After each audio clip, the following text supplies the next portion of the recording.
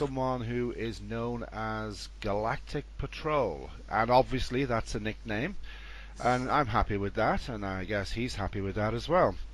Thanks for talking to me. Yes, you're welcome. Thank you for having me talk. That's okay. I'm more than happy to do this. Galactic Patrol is a 27-year-old Sea Org veteran who was actually born into Scientology. So I'm sure he's got some very interesting things to tell us. Yes, 27-year vet. I'm not 27 years old. You're a little older than, so you're 28 years old then. So Yeah, that's right. That's right. No, a little older than that, but yeah. Okay. So how did it all start for you? Well, it started. I was involved with it for a lot of my life, but I didn't really get involved until I was a teenager, and I kind of got reeled into to one of the orgs and got onto courses and had some gains with it, and then I decided to join staff. And was on staff for a number of years, got some training, got some auditing. And then I joined the Sea Org, and I was involved with the Sea Org for a long time, actually.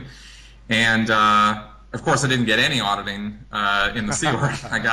I got some training, but not much in the way of auditing. Why did that surprise me? So you got in really because your family were in?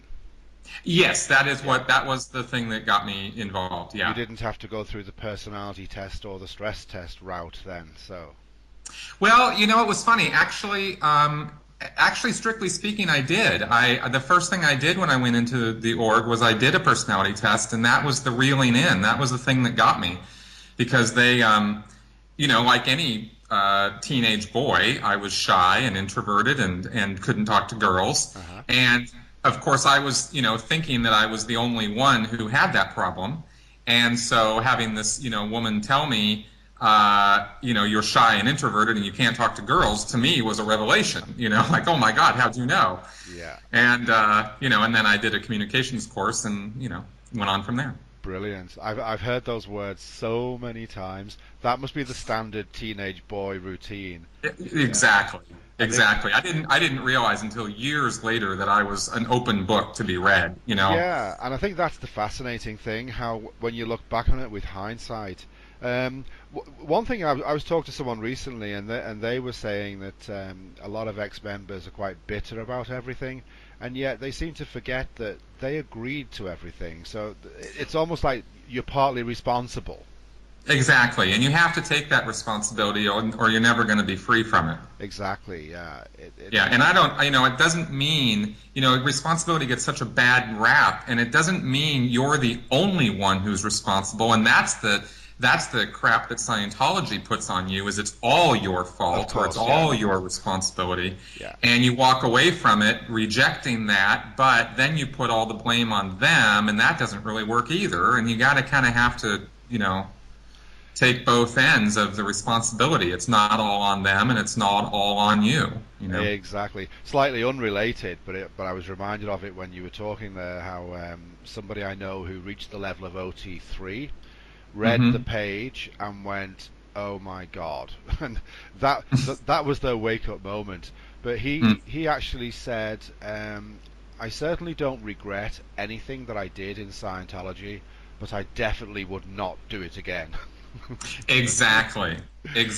Hindsight being what it is, I definitely would never have done it again. Yeah.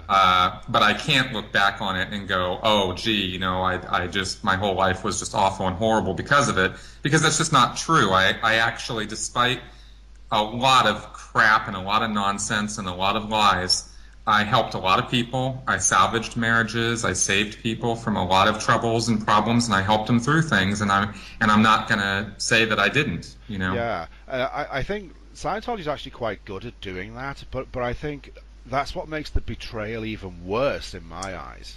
Exactly. It was the most incredibly difficult thing, the most difficult confront that I ever had to deal with in my entire life, was when I saw for myself the the deception that had been put on me for all those years, the vicious truth of what that church is actually doing, what that organization's actually doing, versus what they say they're doing and what they tell their people that they're doing. It's night and day, and it was very, very upsetting to find out the truth. Yeah. So you rooted out over a year ago, right? Yes, that's correct, and I did it standardly, and I was in good standing. You did the right thing. Yeah, I did. I've always tried to do the right thing. You know, I've been a good chicken that way. You know. Good lad. Good lad. Yeah. And didn't you recently say that you got your SP declare? Or yes. Oh, excellent. Yes. I just fairly recently got that. This last year has been quite a roller coaster ride, because that was my year of living dangerously, you know, my year of waking up and finding out what I'd actually been involved in. I knew there were problems, and I knew that there were things I disagreed with. I knew the ideal org strategy was absolutely a failure, and I knew the golden age of tech was not accomplishing what it said it was supposed to. But I didn't peer in, you know, beyond the veil far enough, and I didn't, you know, really get into what was really going on until after I routed out of the Sea Org. Yeah, it's interesting. It takes a very, very high level of courage to actually look at what's really going on when you're in. Oh, a tremendous amount, because, you know, there is a lot to be said for the power of going against a group, the incredible will that it requires to be able to disagree with a group of people that you're intimately involved in. It's tremendous willpower to be able to do that. And of course, in addition to that, there's the fear factor as well, of course. Yeah, exactly. Yeah. They hold that club of disconnection over your head, and they're not afraid to use it, you know. And don't forget, you might lose your eternity. Exactly. Exactly. And that's when you still believe that that's what the church offers is eternity, then that is a very real threat to you. And you will do a lot to hold on to that potential of, you know, your own personal spiritual freedom, you know. Yeah. So, as a recent escapee, if we can call you that, how aware were you of the growing opposition and the growing vocal opposition to Scientology and what it does, and the exposing of, dare I say, the truth? Well, at first, the thing that actually, you know, I always knew that there were detractors. I mean, that, you know, you always know that. You always know that there's, you know, some, of course, when you're in the church, it's some small group of people out there, you know. And they're howling, of course, because Scientology's doing well. Yeah. Yeah, exactly. And you believe it. I mean, there's no reason not to. So then if you don't look, you know, and of course Scientologists don't look. And so you go along believing the party line and believing what you're told.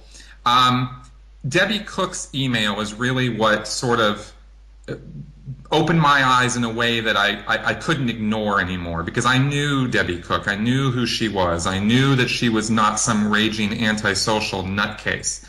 I had known and met Marty Rathman and Mark Rinder, and I had trusted them, and it was quite a shock to me to find out that they were out. But it wasn't totally inconceivable to me that maybe they had somehow, quote unquote, gone to the dark side, right? That's how we would put it. Okay. But with Debbie Cook, I couldn't do that. I couldn't go there. Just no way. I just couldn't have that she had just somehow turned tables. And the things that she put in her email were so true, and the references that she put in it were so true that it just really opened up something for me, and I couldn't quite close my eyes to it. Yeah. And then but I was still, you know, like, okay, I'm good with this. With the church, you know, I was still kind of okay. Well, this Debbie Cook thing is true, and that's actually when I, you know, pretty much decided, okay, I got to get out of this in terms of getting out of the Sea Org. But it was only after I left the Sea Org and they were doing some pretty heavy stuff to me that I started looking more deeply into what is the real history of the church, who are these detractors, and like, who are they for real? Who are these people? Yeah. And you find, you know, on Mark's Rinder's blog and on Marty's blog, and you find, I found ex-Scientology message board, ESMB. Yes, yeah. And there's a ton of people on there. I mean, there's, hundreds, right? And then you find out about this list of like over 2,000 people by name who've spoken out against the church. Yeah. These are powerful things when you find those kind of numbers. And I found things that were very sensibly written, that made a lot of sense, that answered a lot of questions for me. And I found out that the X community was way bigger than a small handful of defrocked apostates. I was like, wow, that's just a lie. Yeah, and seemingly healthy mentally. Yeah, exactly. And the church kept on issuing lies. We don't force people to disconnect. I mean, that's the biggest lie I've ever. Like, how could you say that? Totally. And the squirrel busters, and these crazy things that the church was doing. The church actually is the thing that forced me to look more deeply into what the church actually is. It was their actions that drove me out more than anything else. Excellent. And how did it go down when you said you wanted to root out? I mean, that can't have been... Well, nobody was really happy about it. I was ComEv'd because I asked. I got a committee of evidence, and I was charged, and I had to do, many hours of amends and lower conditions and sec checks and various things. It took me 8 months to actually get out of the Sea Org. Yeah, it took me about the same length of time on a staff leaving routing form, and I still didn't get it finished. I blew in the end, because I actually could see that I was never going to leave. They just weren't going to allow it.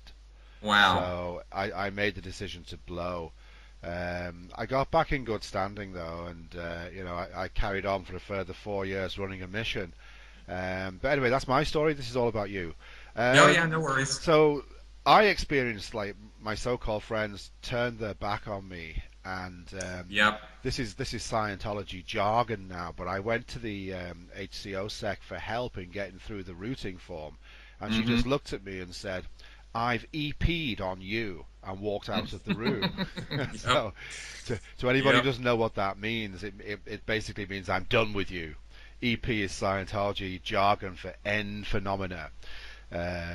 You don't want to go there, or maybe you do. No. So, she was you basically experience sick that? of you. Yeah, exactly. It was. I never had, and I was actually a little surprised, but happy enough to not receive a whole lot of shellacking. I didn't get a lot of yelling at me or anything like that at the point of wanting to leave. Okay. And I actually think that's the result of people before me, coming out and speaking out about how, violent the church can be. Yeah. And so they've sort of had to, by that bad PR out there, they've had to tone it down internally, so they don't keep creating that, and of course they really can help themselves at the top of the food chain in there. I mean, Miscaviges just won't stop. But, no, not at all. But the day-to-day people that I was dealing with are basically good people. They weren't vicious, Totally, I have to agree completely with that. I absolutely totally agree. I came across a handwritten LRH policy just before I started talking to you, and it blew my mind. It's dated October the 30th, and it says, if anyone does anything to get any of these organizations in bad publicity, such as narcotics charges, drunk driving, or other unsavory data, I have a policy. I will beat their teeth in personally. Sincerely, LRH. That's quite innocent, and people say things like, people do talk to each other like that on a regular basis, but I've got a feeling he means it. Yeah, well, yeah, and it was actually after I, got out that I started finding out that it wasn't just Miscavige's policies. It actually goes back earlier than that. That's scary. As to where, I also got interested in, like, who were the first ever critics, and I did some research and found out. Mr. Galactic Patrol, do you mind if we just take a short break, and we'll continue in a few minutes?